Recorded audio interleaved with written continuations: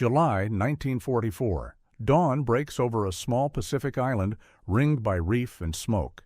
The air is heavy with salt and heat. Palm fronds hang still.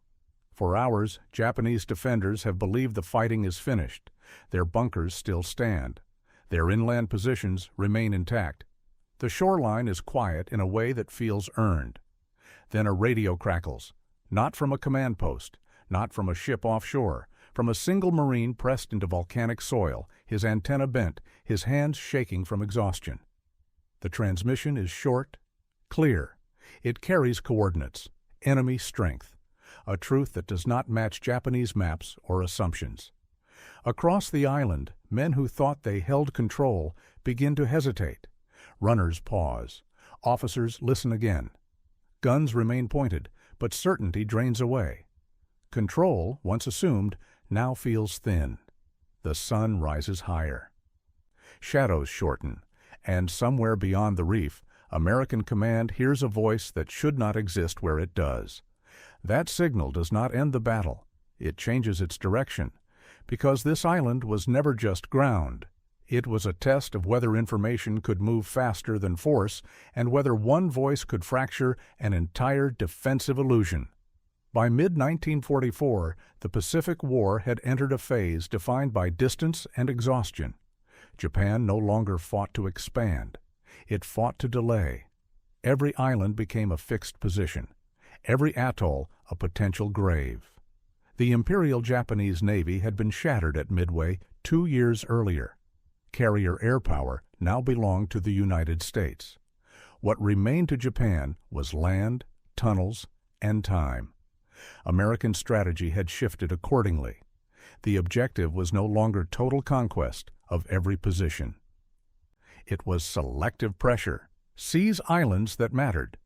Bypass those that did not. Cut supply lines. Force isolation. The method came to be known as island hopping, though the term hid its brutality. Each landing still demanded men walking into prepared fire. Japanese doctrine adapted in response. Early war defenses relied on beach repulsion. That failed. By 1944, defense moved inward. Caves, reinforced bunkers, overlapping fire lanes, positions designed to absorb bombardment and survive. The goal was no longer victory in the traditional sense. It was attrition, bleed the landing force, slow the advance, make every island costly. The island in question sat astride critical sea lanes between the Marianas and the Philippines. It was small, volcanic, ringed by reefs that limited landing zones. To American planners, it offered airfields and radar coverage. To Japanese command, it was a shield. Lose it, and the inner defense perimeter weakened. Intelligence before the landing was incomplete. Aerial photography showed fortifications, but not depth. Intercepts suggested a reinforced garrison, but numbers varied wildly. What was known was this: the Japanese commander on the island believed in control through concealment. His positions were hidden, his lines of communication underground.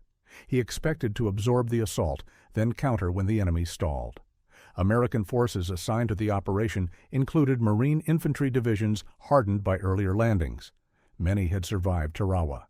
They understood what awaited them. Naval gunfire and airstrikes preceded the assault for days. Bombs cratered the surface. Smoke obscured the interior. To observers offshore, the island appeared pulverized. But pulverized ground does not mean defeated defenders. When the Marines came ashore, resistance was lighter than expected. Beaches were taken. Casualties were lower than projections. This fed an assumption on both sides. The Americans believed bombardment had succeeded. The Japanese believed the enemy had overextended and exposed themselves. Beneath that shared misreading, the island waited. Because while ground could be contested, information moved differently, and the systems that carried it would soon matter more than bunkers or guns. As the first day progressed, the shape of the battle remained unclear to both sides. American units pushed inland along narrow corridors carved between ridges of volcanic rock. Progress appeared steady on maps, but reality was uneven. One platoon advanced unopposed, another stalled within minutes. The terrain broke formations apart, radios strained to keep pace, Japanese defenders stayed largely silent. This silence reinforced belief. From their perspective, the Americans had landed into a trap. From the American side, resistance seemed disorganized. Neither assessment was accurate. The Japanese garrison was structured around compartmentalization. Companies operated from independent tunnel networks, orders moved by runner, not radio. This limited interception, but slowed reaction. Command believed their defensive grid remained intact. Reports from forward positions arrived late and filtered through assumptions already held. American command faced a different problem. Radios existed, but terrain interfered.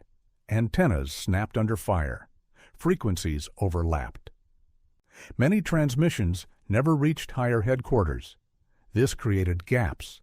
Entire engagements unfolded without broader awareness. Officers made decisions based on fragmentary reports and instinct. By the afternoon, several Marine units found themselves deeper inland than planned. Some reached ridgelines thought to be under Japanese control. Others encountered resistance where none was expected. It became difficult to define the front line. The island did not allow it. At the tactical level, junior leaders adapted. Squads improvised. Radio operators became lifelines. When a connection worked, it carried more than coordinates. It carried reassurance, proof that someone was listening. Japanese command, meanwhile, interpreted the quiet as success. Their maps showed containment. Their doctrine assumed Americans would halt and regroup before nightfall. Counterattacks were scheduled but not rushed. Confidence rested on the belief that control meant unseen dominance.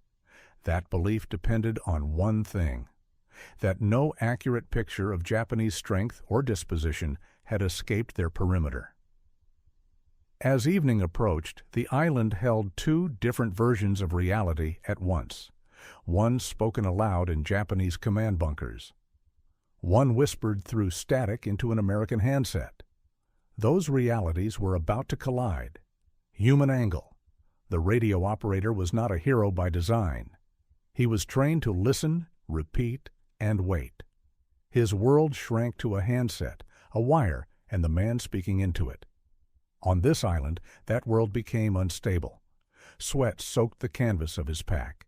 Sand clogged dials. Hands shook from fatigue, more than fear. Messages came in fragments. A call sign cut short.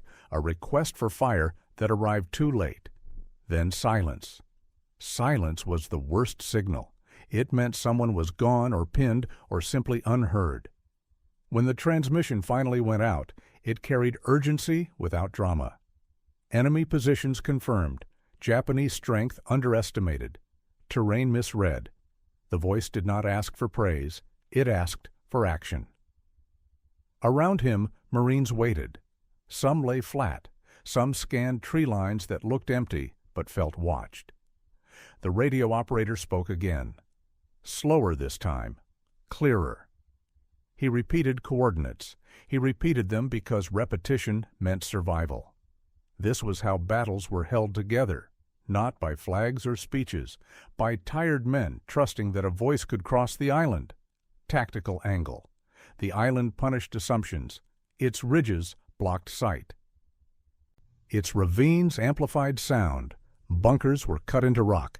At angles naval guns could not reach. Fire lanes overlapped in ways that turned open ground into traps. Japanese defenders used depth. Positions were layered. A bunker loss did not mean a line broken. Marines learned this quickly. Progress required knowing where the next shot would come from. The radio transmission mattered because it redrew the map. It exposed positions thought abandoned. It revealed that silence was intentional. Artillery could adjust. Naval guns could shift. Air support could be called with purpose instead of guesswork. Control of terrain shifted when control of information did. The island did not change shape. The understanding of it did. Technological angle. Radio equipment in the Pacific was never guaranteed. Salt air corroded contacts. Heat warped components. Batteries drained faster than expected. Sets that worked on beaches often failed inland, yet when they functioned, they collapsed distance in ways no runner could match. The marine radio carried more than sound. It carried timing. A report sent at the right minute mattered more than a longer message sent late. The transmission that changed the island was brief because it had to be. Clear language. No hesitation. It cut through interference because the operator chose priority over detail. Japanese forces relied on a different system. Underground cables, runners, pre-planned responses. This worked when the battle followed expectations. It failed when the enemy acted outside the script. By the time Japanese command received accurate reports, American fire had already shifted. Technology did not win the fight alone. It enabled speed. Speed reshaped decisions. Leadership angle. Command decisions on both sides rested on belief. Japanese officers believed their defensive depth guaranteed control. American officers believed bombardment had done its work. Both were wrong in different ways. When the radio report reached American command, leadership changed posture. Orders adjusted. Reserves moved. Fire missions were approved that had been delayed. Confidence did not surge. Clarity did. Japanese leadership faced the opposite moment. Reports began to contradict expectations. Units thought secure reported pressure. Positions assumed hidden were struck with precision. Commanders hesitated because doctrine had not prepared them for this kind of exposure. Enemy angle. For Japanese defenders, the island had been theirs long before the landing. They had lived inside it, dug it, memorized it. Silence was part of their defense. When American fire began to arrive with accuracy, silence became a liability. The realization came slowly. Then all at once. Someone was speaking. Someone was seeing. The illusion of control cracked not from assault, but from information. And that crack widened toward a single moment when decisions could no longer be delayed. The transmission was logged shortly after midday. Time mattered now. Heat shimmered over the ridgelines. Smoke thinned just enough to reveal shapes that should not have been visible from the air. A Marine forward observer confirmed what the radio had already said. Japanese positions were active, organized, still commanding key ground. Coordinates were passed upward, not shouted, not dramatized, simply relayed. Within minutes, American artillery began to adjust. Naval guns offshore shifted bearings. Aircraft already circling were retasked. What had been a broad suppression effort narrowed into focused strikes. Bunkers that had survived hours of bombardment were hit from angles previously unconsidered. Japanese defenders felt the change immediately. Fire no longer arrived randomly. It arrived where they were. Tunnels collapsed at junction points. Exit routes vanished under rubble. Units waiting for a signal to counterattack instead found themselves pinned. Japanese command attempted to respond. Runners were dispatched. Orders amended. But the island worked against them now. Distance slowed everything. By the time messages arrived, conditions had changed again. On the American side, the radio stayed alive. Each update refined the picture. Each transmission reduced uncertainty. This was not chaos resolving into order. It was confusion narrowing into direction. The Marines advanced again, carefully, methodically. Resistance remained fierce, but it was no longer invisible. Every step forward carried purpose. The island did not fall in that hour. But in that hour, the outcome stopped being abstract, because the defenders no longer controlled what the enemy knew, and once that line was crossed, the rest became a matter of time. The shift did not announce itself with a single explosion. It unfolded across minutes that felt longer than hours. American units advanced along routes that had been death traps earlier in the day. Fire still came. Mortars still fell. But now it came from places already marked. Japanese defenders fought as trained. They held positions until overrun. They countered when possible. But the rhythm of the defense broke. Coordination failed first, then timing. Counterattacks launched into artillery concentrations. Reinforcements arrived to positions already destroyed. In command bunkers, officers studied maps that no longer matched reality. Lines drawn in pencil blurred under sweat. Reports contradicted each other. Silence from units once considered secure raised questions no one could answer quickly. The radio transmission that had begun the shift did not stop. It evolved. Updated positions, enemy movement, requests refined by experience. Each message shortened the gap between observation and response. By late afternoon, Japanese control of the interior fractured. Isolated pockets remained lethal, but they no longer shaped the battle. American forces secured key ridgelines. Observation posts overlooked ground once hidden. Firepower flowed downhill. As night approached, the island sounded different. Fewer sudden bursts, more deliberate exchanges. The defenders still held ground, but the initiative had passed. This was not victory yet. Casualties mounted. Exhaustion deepened, but the question of who dictated the fight had been answered, and that answer carried consequences beyond the island itself. When night settled over the island, the fighting did not stop. It slowed. Japanese defenders continued to resist from caves and shattered bunkers. Small unit engagements carried on through darkness and rain. But the structure of the defense had changed. What remained was fragmented, isolated, reactive. American reports compiled over the next 24 hours confirmed the shift. Ground previously believed contested was now secured. Observation posts controlled key approaches. Fire support operated with fewer delays. Casualty figures were still high, but losses now translated into movement rather than stalemate. Japanese losses were harder to measure. Bodies remained in collapsed tunnels. Units ceased reporting. Prisoners taken later spoke of confusion, of orders arriving too late, of positions struck with accuracy they had not experienced earlier in the battle. Command assessments identified the turning point clearly. The moment accurate information penetrated Japanese concealment. The radio transmission was referenced in logs, not as legend, but as cause. It explained why fire plans changed, why units advanced when they did, why resistance weakened where it had once seemed strongest. For the Marines involved, the aftermath was physical: clearing tunnels, evacuating wounded, holding ground against sporadic attacks. The radio operator remained at his post, still transmitting, still listening. The island did not fall in a single night, but its fate was sealed in increments measured by reports, confirmations, and silence from the other side. And those silences would soon shape decisions far beyond this battlefield. In the days that followed, Japanese resistance collapsed unevenly. Some positions fought until they were buried. Others fell quiet without explanation. The command structure that had once coordinated the defense no longer functioned as a whole. What remained was endurance without direction. American forces completed the capture of the island at significant cost. Casualty reports reflected the reality of Pacific warfare in 1944. High losses, slow gains, brutal close combat. But the operation achieved its objectives.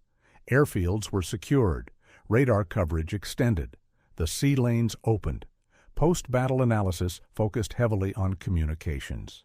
Reports emphasized how early assumptions had delayed effective use of firepower. Officers noted how a single accurate transmission had corrected multiple errors at once. Not because it was dramatic, but because it was precise. Japanese after-action records, fragmented and incomplete, revealed a different realization. Defensive depth failed when concealment failed. Tunnel networks lost value once exit points were mapped. Silence, once a strength, became fatal when the enemy learned how to listen better than expected. The broader impact was doctrinal. American units placed renewed emphasis on forward observers and radio reliability. Equipment was modified, training adjusted. Japanese command, already strained, faced the limits of a system built for a different phase of the war.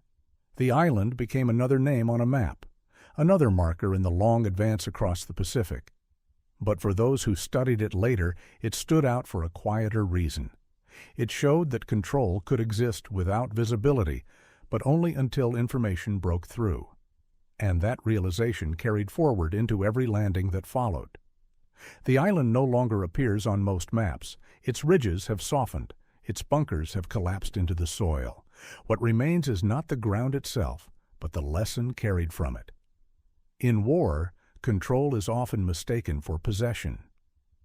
The Japanese defenders believed the island was theirs because they occupied it, shaped it, and hid within it. They controlled the terrain, but they did not control what the enemy learned. The Marine radio transmission did not overpower the defense. It clarified it. It replaced assumption with observation.